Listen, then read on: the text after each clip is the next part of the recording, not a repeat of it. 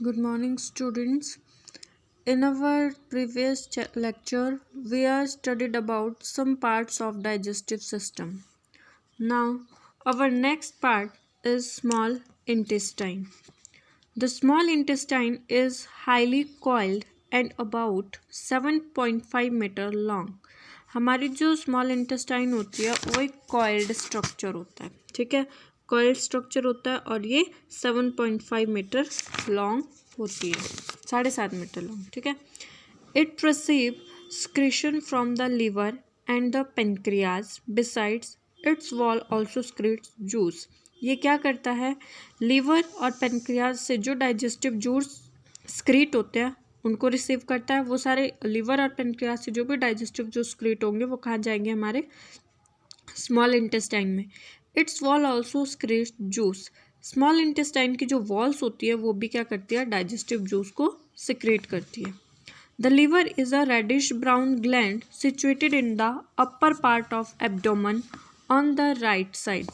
Liver क्या होता है हमारा, एक रेडिश ब्राउन कलर का सब्सटेंस होता है और राइट साइड में ये प्रेजेंट होता है. ठीक है, स्टमक के बिल्कुल ऊपर. इसके साथ ही क्या प्रेजेंट होता है, gall bladder. It is the largest gland of the body. ये क्या होती है, बॉडी की लार्जेस्ट ग्लैंड यानी कि सबसे बड़ी ग्लैंड है. कौन सी, liver. It creates bile juice that is store in a sac called gall bladder. ये क्या करेगा, बाइल जूस को स्क्रीट करेगा और ये जो बाइल जूस होता है कहाँ स्टोर रहता है, गॉल ब्लैडर के अंदर. The bile play an important role in the digestion of fats. Bile किसका डाइजेशन करता है, फैट का. ठीक है.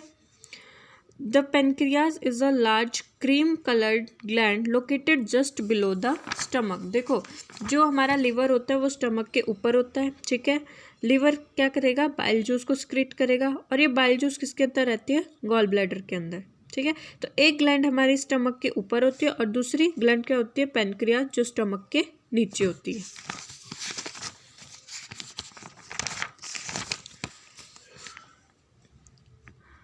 The pancreas is a large cream-colored gland located just below the stomach. The pancreatic juice act on carbohydrate, fat and proteins and change them into simpler form. Pancreas से क्या निकलता है, हमारा pancreatic juice, और ये क्या करेगा, कार्बोहाइड्रेट, फैट और प्रोटीन्स के ऊपर एक्ट करके इनको सिंपल फॉर्म्स में कन्वर्ट कर देगा, सिंपल सब्सटेंस में इसको कन्वर्ट करेगा. The partially digested food now reach the lower part of small intestine where the intestinal juice complete the digestion of all component of food. उसके बाद क्या होगा, जो डाइजेस्टेड फूड होगा वो स्मॉल इंटेस्टाइन के लोअर पार्ट में, अपर पार्ट से लोअर पार्ट में चला जाएगा, जहाँ से इंटेस्टाइन में से जो जूस निकलेगा वो उस फूड का कंप्लीट डाइजेशन, पूरी तरह से उस फूड को डाइजेस्ट कर देगा. The carbohydrate get broken into simple sugar such as glucose. जो कार्बोहाइड्रेट होता है वो उसको ये किस में कन्वर्ट करता है, ग्लूकोज में. ठीक है, fats into fatty acid and glycerol. Fats को फैटी एसिड में एंड प्रोटीन्स को अमाइनो एसिड में. ठीक है, कार्बोहाइड्रेट, प्रोटीन और फैट को ये सिंपल फॉर्म में कन्वर्ट कैसे करेगा, जो कार्बोहाइड्रेट होगा उसको ग्लूकोज में, फैट को फैटी एसिड और ग्लिसरॉल में और प्रोटीन को अमाइनो एसिड में. तो हमारे फूड का कंप्लीट डाइजेशन कहाँ होता है, हमारी स्मॉल इंटेस्टाइन में. नेक्स्ट आता है absorption in the small intestine. Food का absorption. The digested food can now pass in the blood vessel in the wall of the intestine. This process is called absorption. अब जब complete digestion हमारा small intestine में हो रहा है तो जो फूड हमारा होगा वो कहाँ जाएगा, हमारी ब्लड वेसल्स में. ठीक है, जो कि स्मॉल इंटेस्टाइन की वॉल्स पे लगी होंगी. इस प्रोसेस को हम क्या बोलेंगे, एब्जॉर्प्शन. जब फूड हमारा ब्लड वेसल में मिक्सअप हो जाएगा. The inner wall of the small intestine have thousands of finger like outer growth. These are called villi. जो हमारी स्मॉल इंटेस्टाइन होती है उसकी वॉल अंदर से, मतलब उसमें फोल्ड्स होते हैं, ऐसे फिंगर इस टाइप के फोल्ड्स होते हैं. इसको क्या बोलेंगे हम, विलाई. फिंगर लाइक, जैसे हमारी फिंगर्स होती है वैसे ही फोल्ड्स में प्रेजेंट होते हैं, उसको हम बोलते हैं villi. The villi increase the surface area of absorption of the digestive food. ये विलाई क्या करती है, इंटेस्टाइन में सरफेस एरिया को बढ़ाती है, जो इंटेस्टाइन की वॉल्स होती है उनमें एरिया बढ़ाती है एब्जॉर्प्शन के लिए, ठीक है। किसकी एब्जॉर्प्शन के लिए? डाइजेस्टिव फूड की। Each villus has a network of thin and small blood vessel close to its surface. हर एक बिलाई में क्या होती है? मोटी और पतली क्या होती है? पतली और छोटी छोटी ब्लड वेसल्स होती है उसकी सरफेस पे। The surface of the villi absorb the digestive food material. The absorbed substance are transported by a blood vessel to different organ of the body where they are used to build complex substance such as the protein required by the body. This is called assimilation. उसके बाद क्या होगा? जो ये blood vessels होगी, absorb substance, ये क्या करेगी? ब्लड वेसल सब्सटेंस को एब्जॉर्ब करेगी और उसको हर एक बॉडी पार्ट में, हर एक ऑर्गन में ट्रांसफ़र करेगी। इस प्रोसेस को हम क्या बोलते हैं? Assimilation. In the cells glucose break down with help of oxygen into carbon dioxide and water. In cells के अंदर जो ग्लूकोज होगा वो ऑक्सीजन की हेल्प से टूटेगा, ठीक है। Into carbon help of oxygen into carbon dioxide and water. कौन किस किस की हेल्प से? Oxygen, carbon dioxide and water की। And energy is released. उसके बाद क्या होगा? एनर्जी रिलीज होगी, जो हमारी बॉडी को एनर्जी मिलती है फूड से। हम बोलते हैं ना फूड से हमारे को एनर्जी मिलती है, वो इसी फॉर्म में मिलती है। जो ग्लूकोज हमारी बॉडी में जाएगा वो ऑक्सीजन, कार्बन डाइऑक्साइड और वाटर, ऑक्सीजन की हेल्प से कार्बन डाइऑक्साइड और वाटर में कन्वर्ट होगा, जिससे एनर्जी रिलीज होगी। The food that remain undigested and unabsorb enter into the large intestine. ऐसा फूड जो डाइजेस्ट नहीं हो पाता है या फिर एब्जॉर्ब नहीं हो पाता ब्लड वेसल में, वो किस में चला जाता है? लार्ज इंटेस्टाइन में, ठीक है। लार्ज इंटेस्टाइन कौन सी होती है हमारी? ये आउटर जो इंटेस्टाइन होती है ये लार्ज स्मॉल इंटेस्टाइन अंदर वाली होती है, लार्ज इंटेस्टाइन हमारी बाहर वाली होती है, ठीक है। The large intestine is the wider and shorter than small intestine. ये क्या होती है? स्मॉल इंटेस्टाइन से छोटी होती है, ठीक है। It is about 1.5 metre in length. 1.5 metre इसकी लेंथ होती है। Its function is to absorb water and some salts from the undigested food material. ये क्या करता है? वाटर को एब्जॉर्ब करता है और उसके अंदर जो भी साल्ट या अनडाइजेस्टेड मटेरियल होता है उसको एब्जॉर्ब करता है। The remaining waste passes into the rectum and remain there as semi solid faeces. जो बचा हुआ वेस्ट होता है वो किस में चला जाता है? रेक्टम में। The faecal material is remove through the anus from time to time. This is called egestion. जो हमारा वेस्ट मैटर होता है वो टाइम टू टाइम एनस के थ्रू हमारी बॉडी से बाहर निकाला जाता है। उस प्रोसेस को क्या बोलते हैं हम? इजेशन। तो हमारी डाइजेशन में कौन कौन सी प्रोसेस आ जाती है? सबसे पहले आती है हमारी इंजेशन। इंजेशन क्या होती है? फूड को लेना, ठीक है। फिर आता है हमारा एब्जॉर्प्शन, ठीक है। एब्जॉर्प्शन में क्या होता है? जो हमारा डाइजेस्टिव फूड होता है वो ब्लड वेसल के थ्रू एब्जॉर्ब कर लिया जाता है, सोख लिया जाता है। उसके बाद आता है एसिमिलेशन। एसिमिलेशन क्या होती है? जो ब्लड वेसल ने फूड को एब्जॉर्ब किया है उसको ऑल बॉडी पार्ट्स में ट्रांसफ़र करना। लास्ट मेथड प्रोसेस आती है हमारी इजेशन। इजेशन होता है वेस्ट प्रोडक्ट को बॉडी से बाहर निकालने की प्रोसेस। नेक्स्ट है हमारा एक टॉपिक है डायरिया, ठीक है। डायरिया क्या होता है? Some time you may have experience the need to pass watery stool frequently. This condition is known as diarrhoea. कई बार क्या होता है आपकी बॉडी में ऐसी कुछ भी प्रॉब्लम आ जाती है जिसकी वजह से जो हमारा वेस्ट स्टूल होता है, ठीक है, वो बिल्कुल वाटरी स्टूल हम पास करते हैं। वैसे तो हम जो वेस्ट होता है वो सॉलिड, थोड़ा सॉलिड फॉर्म में वेस्ट होता है डेली, लेकिन कई बार क्या होता है वो जो हमारा वेस्ट होता है, हमारा जो अनडाइजेस्टेड फूड होता है जिसको हम बाहर निकालते हैं अपनी बॉडी से, वो बहुत ज़्यादा वाटरी फ्रिक्वेंटली वाटर उसमें ज़्यादा होता है। उस प्रोसेस को हम क्या बोलते हैं? Diarrhoea. It may be caused by an infection. ये किसकी वजह से होता है? इन्फेक्शन की वजह से। और वो इन्फेक्शन क्या होता है? फूड पॉइजनिंग और इंडाइजेशन, या तो फूड पॉइजनिंग की वजह से या फिर इंडाइजेशन होता है कंप्लीट डाइजेशन ना हो पाना फूड का, ठीक है। It is very common in India partially among children under several condition it can be fatal. ये इंडिया में बहुत ही कॉमन डिजीज़ है क्या, डायरिया, और ये किस में होती है, ज़्यादातर बच्चों में।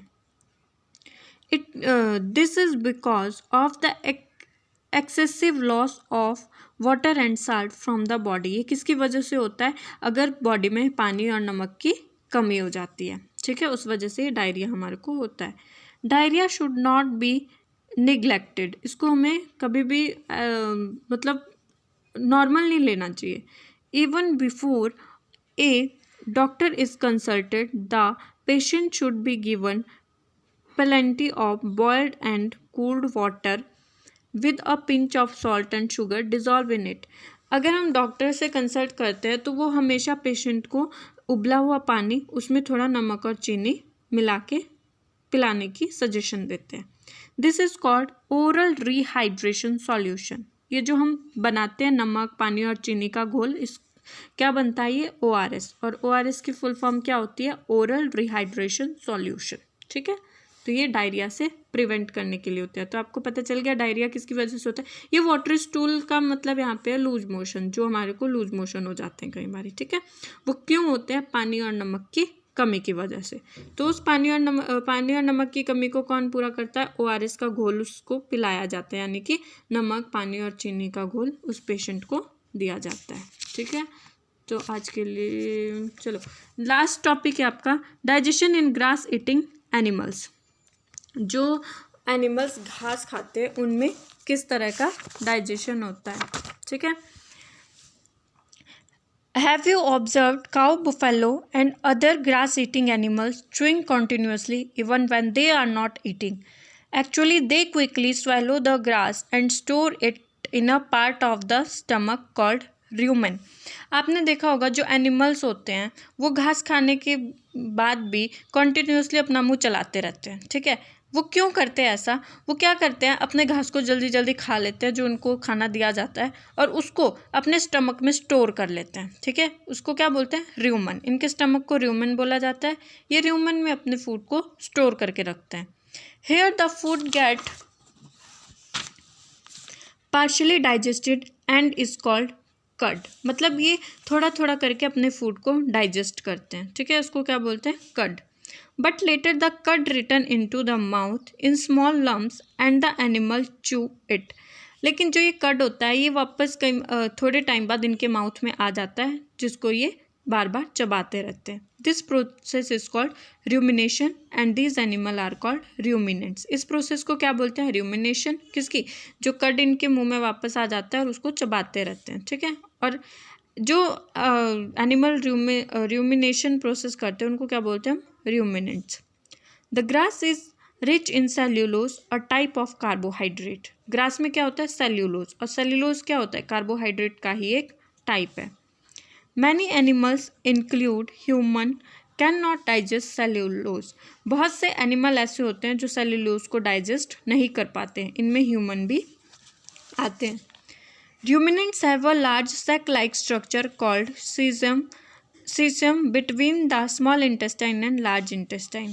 जो ruminants होते हैं उसमें एक स्ट्रक्चर होता है सीसियम, ठीक है। ये देखो इधर, ये जो ruminants है इनका डाइजेस्टिव सिस्टम है, माउथ होता है, इसोफेगस होता है, र्यूमन होता है, ठीक है, जो इनका स्टमक होता है, स्मॉल इंटेस्टाइन होती है, स्टमक होता है इनका पूरा, ठीक है, और सीसियम आता है स्टमक के बिल्कुल साथ में होता है, लार्ज इंटेस्टाइन के उसमें बीच में होता है। The cellulose of food in digestive system by the action of certain bacteria which are not present in human.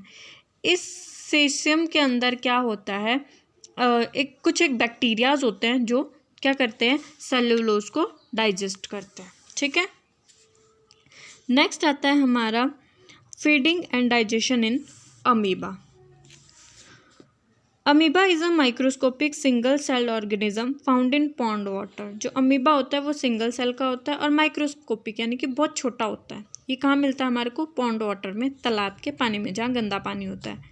Amoeba has a cell membrane, a rounded dense vacuole and many small bubble like vacuoles. ये जो amoeba होता है single cell होता है, इसमें बहुत सारे vacuoles होते हैं, छोटे छोटे से फूड वैक्यूल्स, ठीक है। In its cytoplasm amoeba constantly change its shape and position. ये क्या करता है, अपनी शेप और पोजिशन को चेंज करता रहता है। It push out one or more finger like projection called pseudopodia.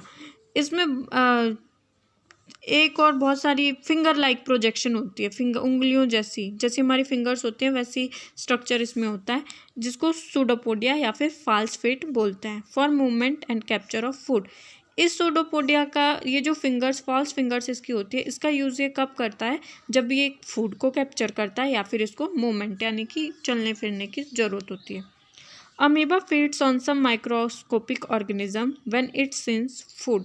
ये क्या करता है, माइक्रोस्कोपिक जो छोटे छोटे ऑर्गेनिजम्स होता है उनके ऊपर फीड करता है। इसको फूड की सेंसेशन होती है, सेंसेस के थ्रू, अपने सेंस के थ्रू फूड को कैप्चर करता है। It pushes out pseudopodia around the food particle and engulf it. ये क्या करेगा, जैसे इसको पता लगता है कि मेरे आसपास कोई माइक्रोस्कोपिक ऑर्गेनिज्म है, फूड आ रहा है, तो ये अपने सूडोपोडिया को खोल देता है उस फूड पार्टिकल के अराउंड और उस फूड पार्टिकल को कैप्चर कर लेता है। The food become trap into A food vacuole. उसके बाद क्या होता है, इसका फूड वैक्यूल्स में आ जाएगा। Digestive juice are secreted into the food vacuole. ये फूड वैक्यूल्स क्या करेंगे, देखो जैसे यहाँ पे दिखाया गया है, ये फूड पार्टिकल है, ये इसके सूडोपोडिया इंक्रीज हो गया और इन्होंने फूड को कैप्चर कर लिया है। उसके बाद ये जो फूड वैक्यूल्स है ये क्या करेंगे, डाइजेस्टिव जूस को स्क्रीट करेंगे इसके ऊपर। They act on the food and break down into simple substance. ये डाइजेस्टिव जूस क्या करेगा, फूड के ऊपर एक्ट करेगा और उसको सिंपल सब्सटेंस में तोड़ देगा। Gradually the digestive food is absorb. The absorb substance are used for growth, maintenance and multiplication. The undigested residue of the food is expelled outside by the vacuoles. अब देखो जो digested food होगा, जो digest हो जाएगा, absorb हो जाएगा, वो किस में हेल्प करेगा, ग्रोथ में, मेंटेन में और मल्टीप्लिकेशन में, बॉडी को मल्टीप्लाई करने में। और जो अनडाइजेस्टेड होगा वो फूड वैक्यूल्स के थ्रू ही बाहर निकल जाएगा। The basic process of digestion of food and release of energy is the same in all animal. जो डाइजेशन की प्रोसेस होती है वो सबकी सेम होती है, क्या उससे क्या होगा, एनर्जी रिलीज होगी, ठीक है। मेन मोटिव जो होता है फूड को क्या होता है, बॉडी को एनर्जी और मेंटेनेंस प्रोवाइड कराना। In a later chapter you will learn about the transport of food absorb by the intestine और the various part of the body. अब जो हमारा फूड डाइजेस्ट हुआ है, हमारी बॉडी ने एब्जॉर्ब किया है, वो पूरी बॉडी पार्ट में कैसे जाएगा, इसको हम आगे की क्लासेस में पढ़ेंगे। So your second chapter is complete.